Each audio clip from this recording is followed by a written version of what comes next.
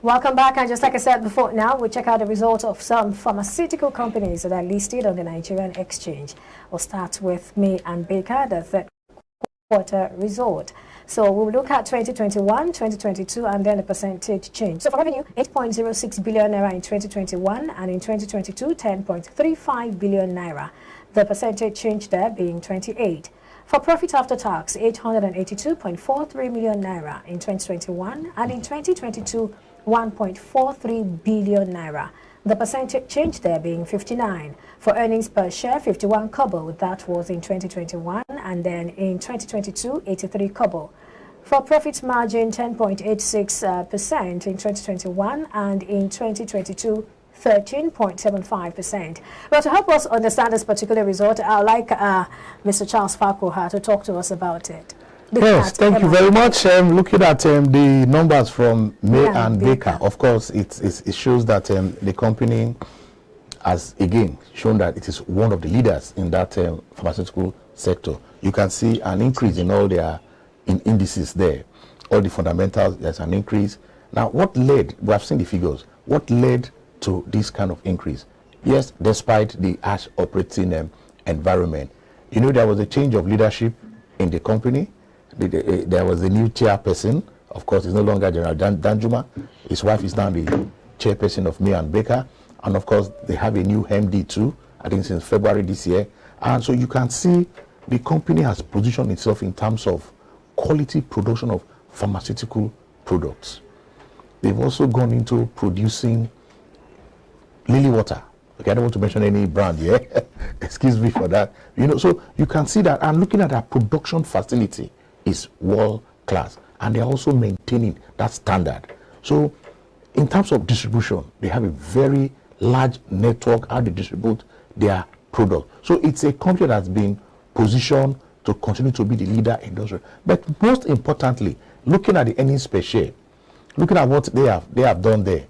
Now we have to ask ourselves, what have they done in terms of getting those values?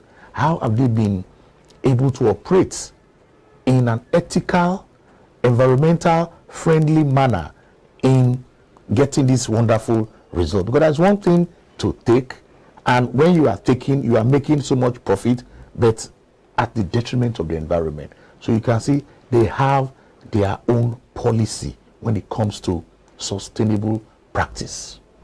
They support the environment in which they are operating, and we have seen cases where they even support Lagos State government in terms of waste management. So the company is environmentally friendly. Okay.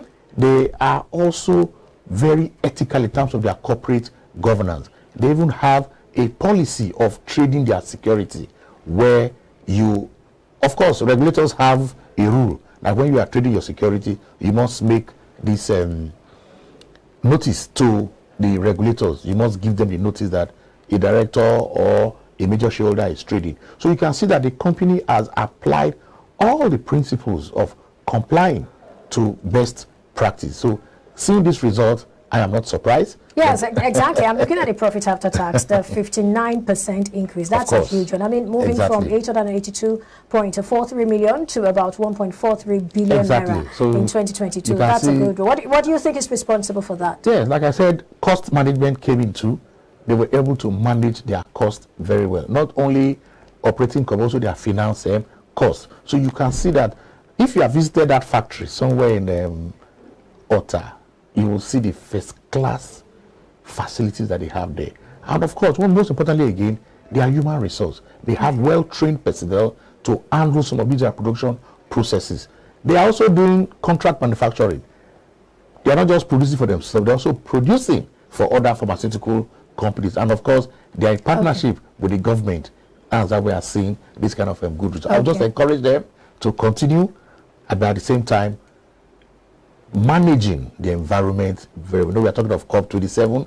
Every company, everybody in the world today has to comply with taking care of our environment. All right. It won't be Charles Farquhar if he doesn't talk about this. Okay, so very quickly, let's look at FITSIN. So for FITSIN, we look at 2021, 2022, the revenue, the profit after tax, the earnings per share, and also the profit margin. So for revenue in 2021, 21.80 billion naira. In 2022, 31.43 billion naira. The percentage change there, 44.17. For profit after tax, 2.32 billion naira. And in 2022, 3.44 billion naira. The percentage change there, 48.28. The earnings per share, 1 naira 11 kobo in 2021, and in 2022, 1 naira 50 kobo. Well, I like Ambrose Omodion, the Chief Research Officer at Invest Data Consulting, to talk to us about this one. Ambrose, if you can hear me, talk to us about FitSyn's Q3 result. Ambrose, if you can hear me.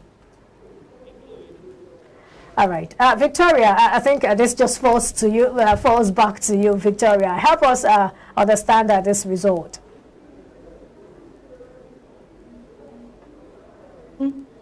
So we could actually see that there's a 44.17% increase in their revenue. So that actually led to another 48.8 increase in the profit after tax. So we've actually seen some cost reduction and also increase in revenue, because the revenue was really high compared to what they had last year. So it was really, really high increase in revenue. So that actually increased their profitability, and also you can see that they also improved their earnings per share. So that's, I guess that's the reason for the.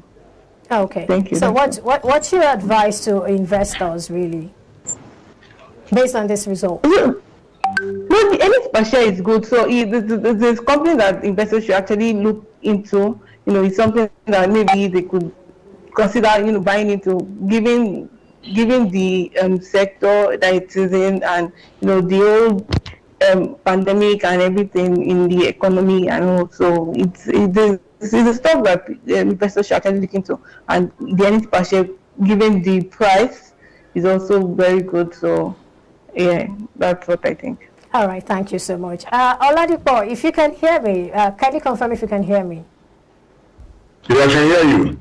Okay, very quickly, I'd like you to talk to us about GSK, their Q3 results. So very quickly, I'll just take us through the numbers for GSK. So for GSK 2021 revenue, 16.45 billion naira. In 2022, 20.43 billion naira.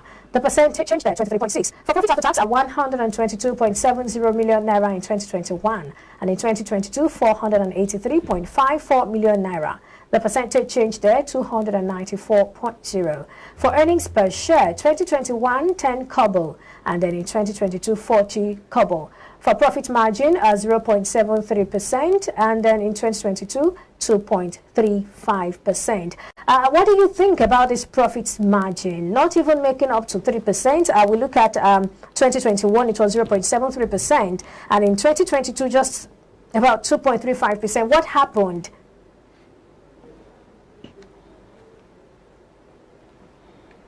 Oladipo, if you can hear me, I'd like you to comment on this. Can you hear me? Yes, I can hear you. Go ahead, please. Yeah, I said it's actually a very good year for GSK. If you look at where they were coming from in 2021. For 2022, we noticed that they actually grew their revenue by about 24%, and also the profit after tax actually grew by about 294%. Wow. That's huge. Although people feel that, okay, they are coming from a low base. But however, if you look at their financials very well, it would have been better than that if not for the tax expenses of about 232 million that they paid for the 9 month ended September. And also, if you look at their EPS, they've been able to grow their EPS by 300%, and this is actually a very nice one for the company. And also, if you look at the profit margin, the profit margin grew from 0.73% to about 2.35.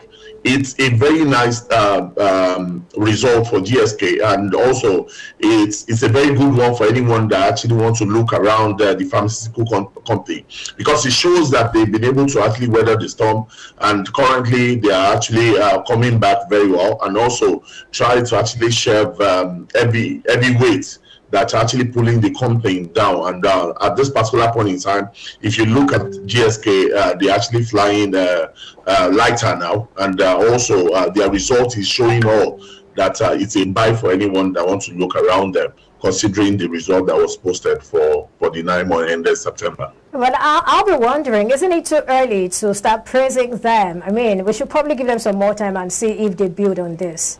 What do you think? Yeah, I get what you mean, but when you look at the performance for the year and when you compare it with what they did last year, it means that they've been improving on what was done last year.